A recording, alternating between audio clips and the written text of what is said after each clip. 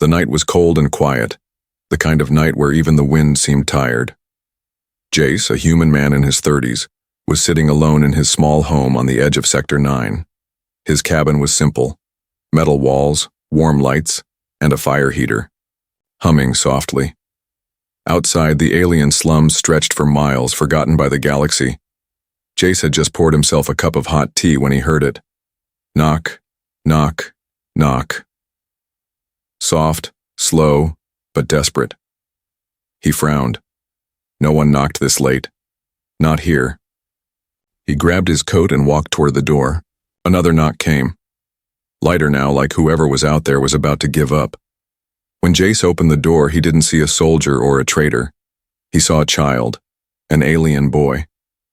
The boy stood in the dark, barefoot, his small body shaking. His skin was pale blue, thin and bruised. His clothes were torn, and he hugged a broken toy tightly to his chest. A stuffed creature missing one eye. He looked up at Jace with wide, glowing yellow eyes, full of sadness. "Human," the boy said softly, voice trembling.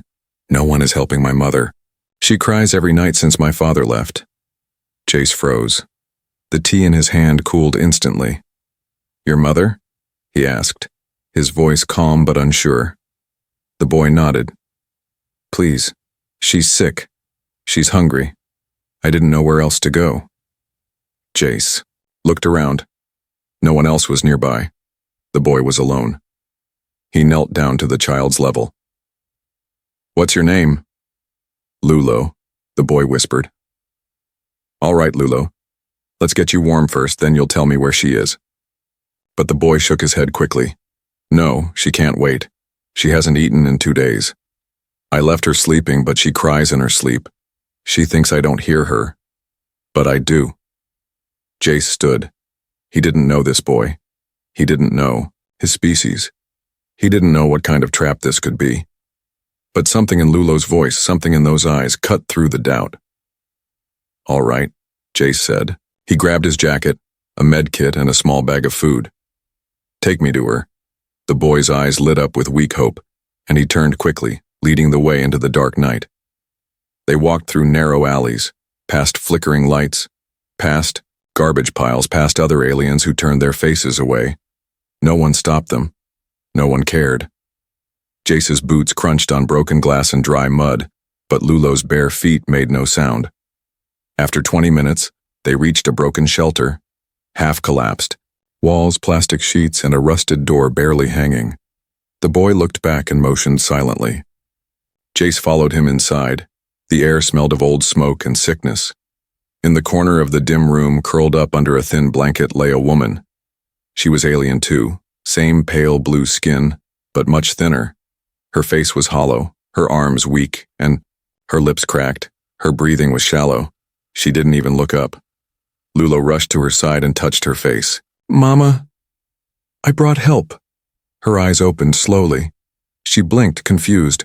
Her voice was rough and dry. "Lulo?" Then she saw Jace. Her eyes widened slightly, but she didn't have the strength to speak. Jace stepped forward and knelt. "I'm not here to hurt you. I'm here because your son begged me to come." The woman blinked again, and a single tear slipped down her cheek. Jace opened the med kit. He checked her pulse. Weak, but steady. Her body temperature was low and her lips were dry from dehydration. He gave her sips of water, small bites of soft food. She didn't resist. Lulo sat quietly beside her, holding her hand, watching Jace with silent hope. After some time, the woman spoke, barely above a whisper. "Why, help us, you're human." Jace looked at her. "Because your son was brave enough to ask." She closed her eyes. They all closed their doors. Jace nodded slowly. "But I didn't." He stayed with them that night. Covered the shelter's holes with old cloth, started a fire with scraps, gave the boy socks from his own pack, sat beside the woman while she rested. Outside, the galaxy continued ignoring their cries. But for this small corner of Sector 9, something had changed. The morning light barely reached the broken shelter. Dust floated in the air like tired ghosts. Jace had not slept. He sat near the small fire he had made from scrap wood, his eyes moving between the mother and her son. The woman, Sierra, had finally fallen asleep. Her breathing was better now. Lulo had curled up next to her like a kitten, his tiny hand still gripping hers. Jace leaned back against the wall and stared at the ceiling, or what was left of it. Holes let in cold air, and torn cloth fluttered with the breeze. He couldn't stop thinking. Why had no one helped them? Why was a child forced to walk alone in the night begging a stranger for help? He stood and quietly stepped outside. The slum was awake now. Aliens of different species moving through the alleys, heads down, eyes cold. They didn't notice him, or maybe they didn't care. Jace was just another outsider, a human. He walked to a nearby shop, if it could be called that. Just a tarp stretched over metal crates. He bought some clean water, dry food, and a thin blanket. When he returned, Lulo was already awake, watching the doorway like a loyal guard. "You came back," the boy said. "Of course I did," Jace replied, handing him the water. "Your mother needs this." Lulo smiled, a small one, but it looked strange on his face, as if he hadn't smiled in a long time. Sierra woke slowly. Her voice was weak.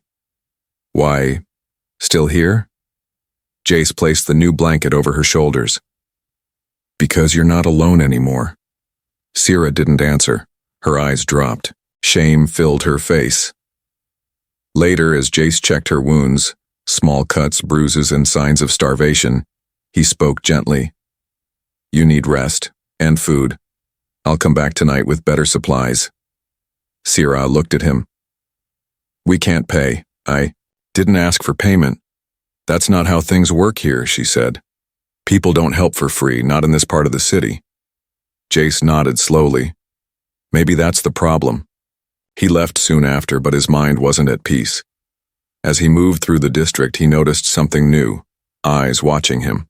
Unfriendly eyes. Whispers followed him like shadows. Human. Helping her. Wasting time. He'll regret it. He ignored them, but something in the air had changed. When night returned, Jace packed a larger bag, canned food, more medicine, an old heater core, and returned to the shelter. As he reached the alley, he stopped. The door was open. He rushed in and froze. The shelter was destroyed. The small fire pit was kicked over, the blanket ripped, and the food he had left gone. Sierra lay in the corner, clutching Lulo. Her lip was bleeding. The boy's cheek was bruised. "Sierra!" Jace ran to them. "What happened?" Her voice was shaking. "They came, 3 of them. They told me to stop talking to humans, said if I let you back in, they'd come again. Did they take anything?" "They took the heater and the food. But we're okay." Jace's hands curled into fists. "Why would they do this?" "Because we are weak," she said. "And weak ones don't deserve kindness, that's what they believe." He looked around. Everything he brought was ruined. But the worst part wasn't the damage, it was the fear in Lulo's eyes. That night, Jace stayed with them again. He patched the walls, started another small fire, and gave Lulo a piece of chocolate. The boy stared at it like it was gold. "Is it sweet?" he asked. Jace smiled. "Try it." The boy took a bite, and his eyes widened. For the first time, he laughed. A real laugh. High and light like the sound of wind chimes. Sierra watched from the corner, silent tears in her eyes. "Why are you really helping us?" she asked quietly when Lulo fell asleep. Jace looked at her. "Because someone helped me once when I was young, and I never forgot it." She nodded. "Then I hope we don't forget you either." As the fire burned low, Jace sat beside them, his thoughts heavy. Someone had attacked them. Someone didn't want him involved. He wasn't afraid, but he was angry, very angry. The galaxy was full of cruelty. He couldn't change all of it. But maybe, just maybe, he could change this, one corner of it, and he would start with them. The next morning came with a dull gray sky. No birds, no sounds, just silence and cold wind.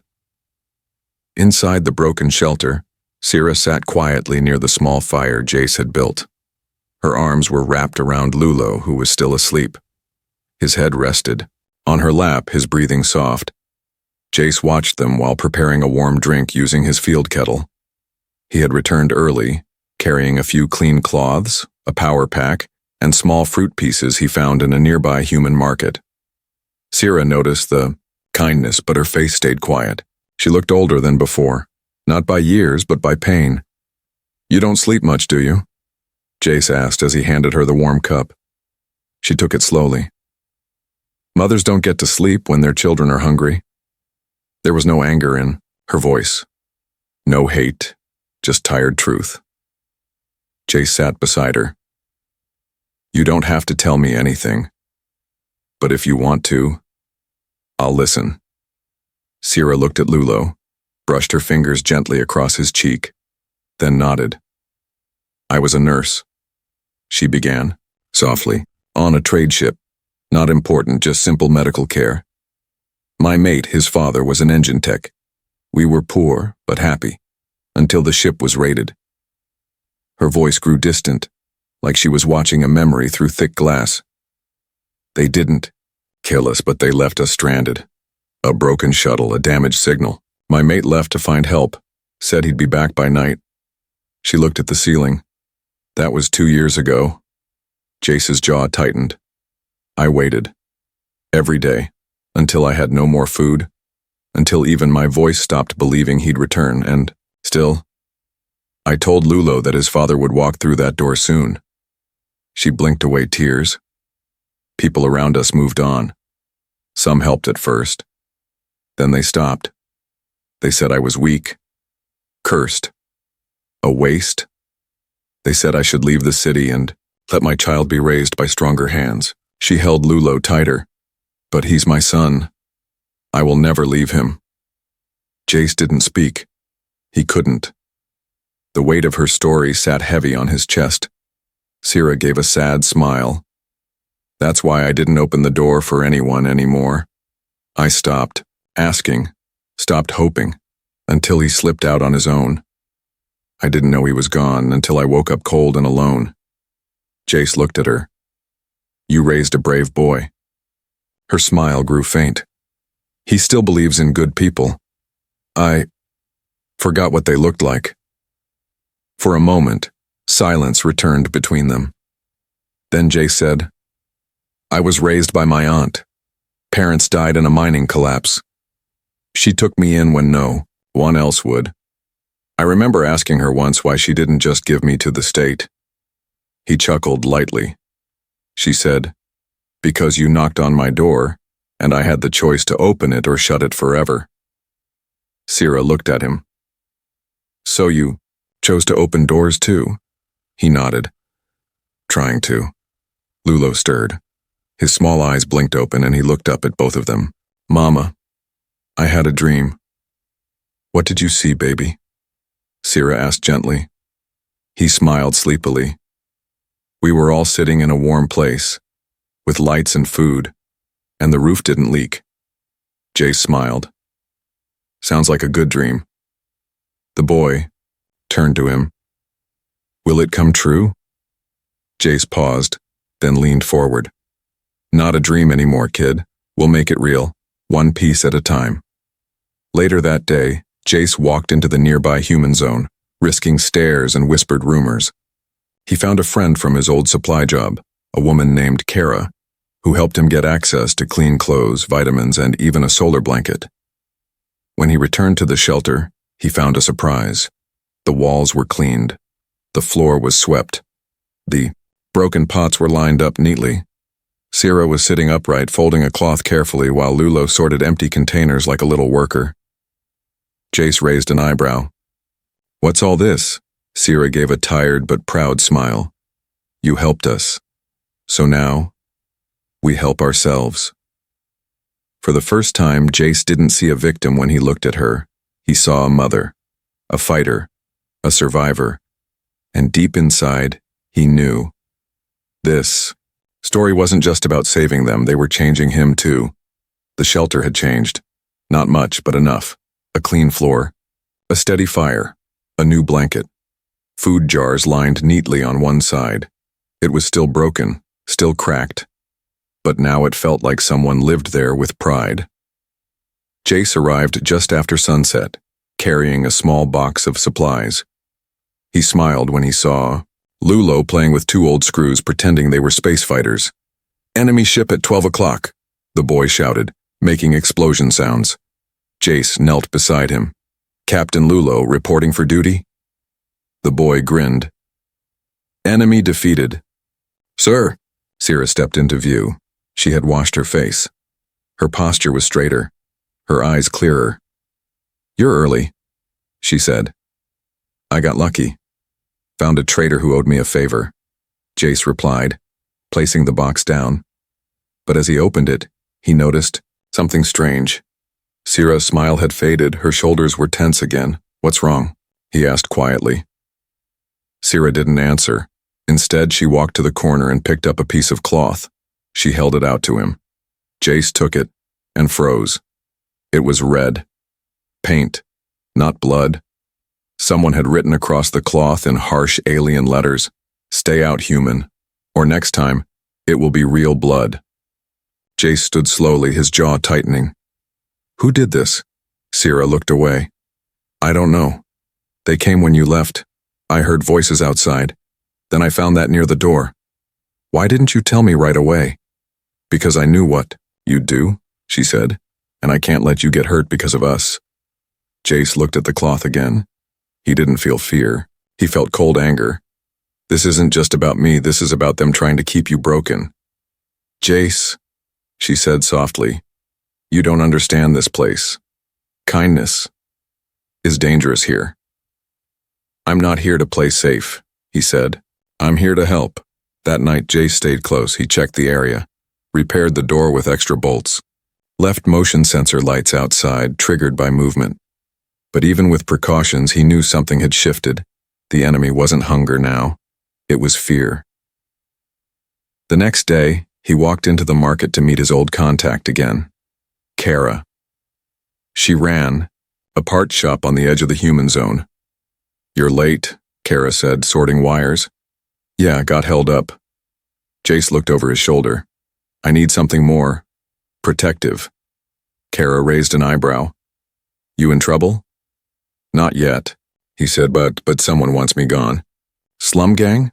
Jace nodded. She didn't ask questions, just handed him a compact shock stick. "Don't swing unless you mean it. They won't play fair." He thanked her and started to leave, but she stopped him. "Jace, you're getting involved again, aren't you?" He turned. "They're just a mother and her son." "You say that like it's simple," Kara said. "But people disappear in those slums. And you know it." "I'm not walking away." She sighed. "Then don't be stupid. Watch your back." That night, Jace returned earlier than usual. The shelter was dark. No fire, no sound. He knocked once. "Sierra?" "Nothing." He pushed the door open. Inside, everything was untouched. But no one was there. His heart raced. He scanned the room. No signs of a struggle. No blood. Nothing missing. He stepped outside, eyes scanning the alley. Then, from behind a bin, he heard a whisper. "Human." He turned sharply. Sierra stepped out, holding Lulo close. Her face was pale. "We saw them," she whispered.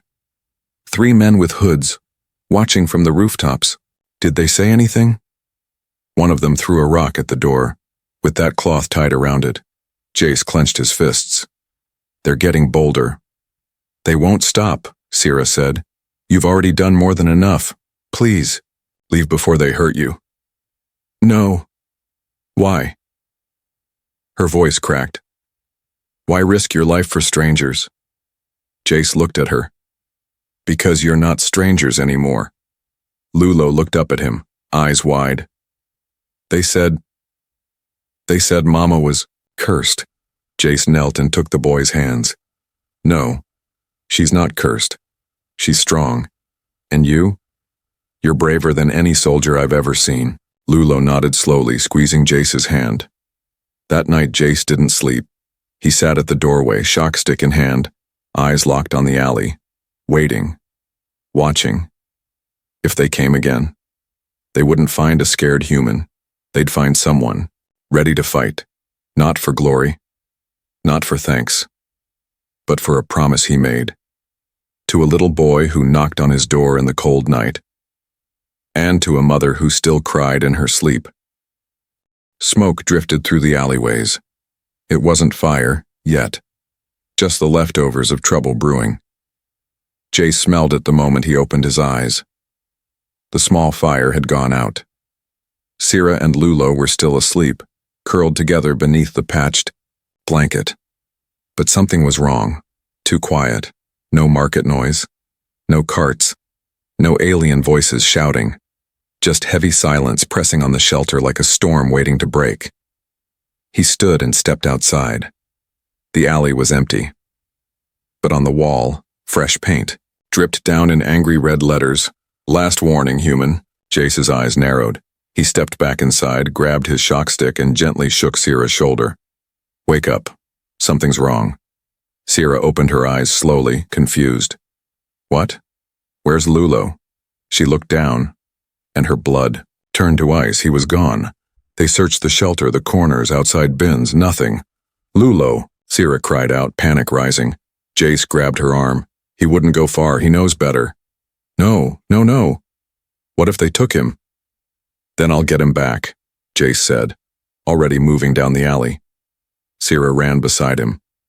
You don't understand. If the Red Claws took him, they won't wait. They sell kids to labor gangs. Jace stopped. Who are the Red Claws? She swallowed hard. They run this zone. They hated when you showed up. They think you made me bold. Now they want to punish me. Jace didn't wait. He bolted through the alleys, shouting the boy's name, searching shadows and corners. Then, oh, boys, he went that way. A frail old alien pointed down a narrow, smoke-filled street. 3 of them, they dragged him. Jace ran, faster than he thought he could, past broken shops, past frightened faces. He didn't care who saw him, didn't care who followed. He would get that boy back. The scent of smoke grew stronger. Someone had started burning garbage piles, maybe to cover tracks. Jace didn't stop. He reached a wide street blocked off by old crates. Then, he heard it. A scream. Small. Muffled. Lulo. Jace climbed the crates and saw them. 3 alien thugs in dark hoods, pulling the boy through a broken fence. Lulo kicked and fought, but he was too small. Jace didn't think. He leaped. His landing was hard and loud. The men turned, surprised. The biggest one laughed. Look who came to die. I'm not leaving without the boy. Jace growled. The smallest thug pulled a blade. Then you'll leave in pieces. They rushed him. Jace sidestepped, the first jamming the shock stick into his ribs. The electric snap lit the air and the man fell, screaming. The second swung a pipe. Jace blocked with his forearm and drove his shoulder into the attacker's chest. The thug hit the wall and crumpled. The third, the biggest one, didn't hesitate. He charged and tackled Jace to the ground. They rolled, fists flying. Jace felt his breath leave his lungs, but he didn't stop. He grabbed the shock stick again and jabbed it upward. The thug howled and fell back, twitching. Jace stood, bloody and shaking, and looked at Lulo. The boy's face was wet with tears, but he ran to him. I knew you'd come, he whispered. Jace held him tight. Always. When they returned to the shelter, Sira ran to them and fell to her knees, hugging her son so tightly he cried again. You're safe. You're safe, she whispered over and over. Jace sat beside them, catching his breath. They won't come again. Not after tonight. But Sira looked at him, eyes full of fear. No. Now they'll come for revenge. Later, Jace helped Sira clean Lulo's cuts. The boy tried to smile, but flinched with every touch. Still, he was strong, too strong for a child. Sira whispered, You could leave now. You've done enough. You saved him. I didn't come this far to walk away, Jace replied. They won't scare me. But they'll kill you. Jace looked at her. Then let them try. She touched his hand. Her fingers trembled. Why are you like this? Why would you fight for us? Jace's voice was quiet. Because when I was a boy, no one fought for me. I promised myself, if I ever saw someone lost like I was, I'd fight. Sira nodded slowly. That night, they all stayed close. The fire burned brighter. The stars above the broken roof looked a little less cold. Lulo slept between them, fingers gripping both their hands. And even though the threat wasn't over, they weren't alone anymore. Not now, not ever again. The fire was low, crackling quietly in the corner. Outside, the wind howled like a warning. Inside, Jace sat beside the sleeping boy, watching the shadows dance on the walls. Sira hadn't said a word in over an hour. She was sitting across from him, arms wrapped around her knees, eyes fixed on nothing. The same woman who had stood strong after beatings, who had walked through hunger, who had held her son through fear, now sat completely silent. Jace had seen many things in war: pain, sorrow, rage. But this silence, this broke his heart. He walked over and sat beside her. Still she didn't move. Only when she felt his presence did her eyes shift slowly toward him. "You're hurt," she whispered, voice thin. He looked down. His arm was bandaged roughly from the fight. Blood had dried near the elbow. "It's nothing," he replied gently. "You should worry about yourself." Sira blinked and her eyes shimmered with unshed tears. "He could have died, my little boy." "But he didn't," Jace said. "He's safe now." "No," she whispered. "He's not. Not really. Not while we live in this world." Jace said nothing. He knew what she meant. "I've failed him," she said. "He cries when he sleeps. He shakes when the wind howls. He knows the sound of hunger better than laughter." Her voice broke. "I smile in front of him. I pretend I'm strong. But I cry when he closes his eyes. I cry where he can't hear." Jace reached out slowly and touched her shoulder. She didn't pull away. Instead, her breath hitched. Her eyes closed. And for the first time she cried. In front of someone. No screams. No sobs. Just soft, silent tears that fell like a storm with no thunder. Jace let her lean against him. Her head rested on his shoulder as the fire flickered warmly.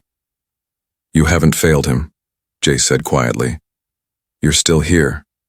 You still fight. That's more than most." "I'm so tired," she whispered. "I know. I want to believe this will get better, but every time I do, something breaks again." He looked at her. "Then I'll believe for you, for both of you, until you're strong enough to hope again." Sira looked up, eyes swollen. "Why are you still here, Jace?" He smiled gently. "Because you didn't shut the door when I knocked." She let out a breath that sounded almost like a laugh. But then she asked something that made his heart stop. "Are you going to leave? Us?" Jace looked at the fire for a long moment. Then he answered, "No, I'm not going anywhere." The next morning, Sira woke up wrapped in a blanket she didn't remember pulling over herself. Lulo was still asleep, holding a worn plushie close to his chest, and Jace was gone. Her heart sank. Had he changed his mind? Had he finally given up? She stood quickly, fear rising, but just then the door opened. Jace stepped in, carrying a sack over one shoulder and a wide grin on his tired face. "I found eggs," he said proudly. Sira stared at him, half in shock, half in disbelief. "You left early to get eggs?" He set the bag down. "And batteries. And more medical tape." She blinked.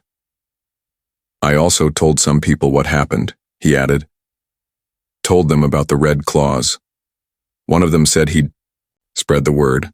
You're not the only ones they've hurt." Sira stepped closer, confused. "Why would you risk that?" Jace met her eyes. "Because I'm done watching good people suffer in silence. She stood still for a moment, then whispered, "You sound like a soldier." "I was," he said simply. "But this feels like a better mission." Sierra reached out and touched his hand.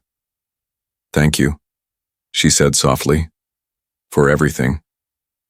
He looked down at her fingers on his, and for the first time since he landed on this forgotten corner of the galaxy, he felt like he belonged.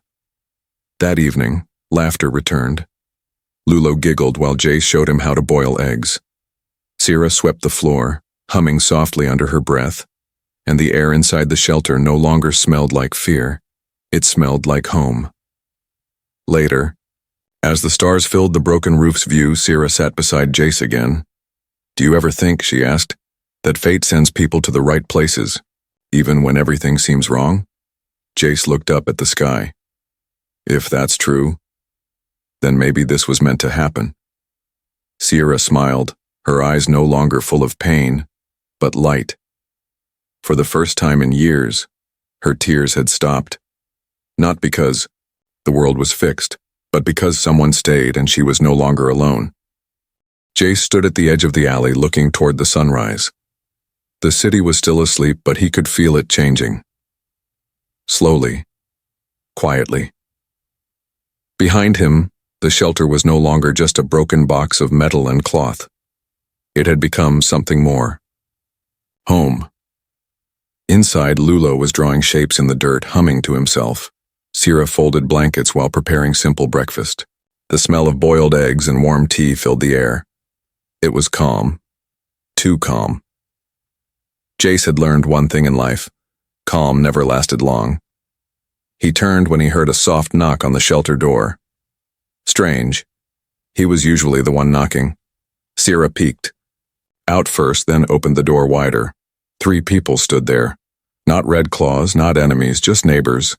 2 alien women and 1 elderly man. Their faces were uncertain, nervous. "We heard," one woman said. "He fought them. For the child." Sierra looked at Jace. He stepped forward. "They took my nephew last year," the elderly man said. "No one helped. I thought it was just the way things are." "We want to help now," the other woman said. "If you'll let us." Jace nodded slowly. "What do you want to do?" The woman pointed at the shelter. "Fix this place, clean the street, protect each other. Like you did." Jace smiled. "Then let's begin." By noon, the street outside the shelter looked different. Trash was cleared. Broken boards were moved. Holes were patched with spare metal. Someone even found old solar panels and wired them to provide basic light. Lulo ran around laughing as other kids joined him. They played with sticks and empty cans, their voices echoing like music through the alleys. Sierra watched it all with her hand covering her mouth, eyes full of disbelief. "I never thought I'd see this," she whispered. "You didn't," Jace said, standing beside her. "You made it happen. But peace never comes without a test." That night, just as the lights began to glow, the Red Claws returned. 5 of them. Bigger. Meaner. Armed. They walked into the street like they owned it. And, this time, they weren't hiding. People backed away. Fear filled the air like smoke. The leader stepped forward, his eyes locked on Jace. "So you think you're a hero?" He spat. "Helping trash like them?" Jace didn't move. "They're not trash, and I'm not here for glory. You embarrassed us. Beat up my men. Think that's the end of it?" "No," Jace said calmly. "But I'm not the only one here anymore." Behind him, the neighbors stepped out, holding pipes, tools, anything they could use. They didn't speak, but they stood tall. Dozens of them, old, young, weak, strong together. The thug looked around, snarled, and then spat on the ground. "This place isn't worth it." And just like that, they turned and walked away. No one followed, no one cheered, but everyone knew. This was the turning point. Later, when the street was quiet again, Sierra sat beside Jace under the stars. "You changed everything," she whispered. No, Jace said. We did. She looked at him long and soft. Are you going to leave now? He thought for a moment. He had come here by chance. A forgotten human in a forgotten city. But now, this place knew his name. This boy trusted his hand. This woman looked at him like he was something more than just a man. No, he finally said. I think I'm exactly where I'm supposed to be. Sierra smiled, then reached into her pocket and pulled out something small, Lulo's broken toy. She handed it to Jace. It's old, she said. But it was the last thing my mate gave him before leaving. I think it belongs with you now. Jace took it gently, his fingers closing around the worn fabric. He didn't speak. He just nodded. And the message was clear. He was no longer just a helper. He was part of their family. Weeks passed. The shelter became a small community center. Lulo started, drawing pictures of Jace holding his hand, of Sierra smiling, of people laughing together, and one morning as sunlight filled the alley, Lulo tugged on Jace's sleeve and said, "You're my hero." Jace laughed. "I think you're my hero, kid." But Lulo didn't stop. No, he said seriously, "You're my dad now, right?" Jace blinked, then looked at Sierra. She was already smiling, nodding, silently, and something inside him finally felt whole. "Yeah," Jace whispered, pulling Lulo close. "I am."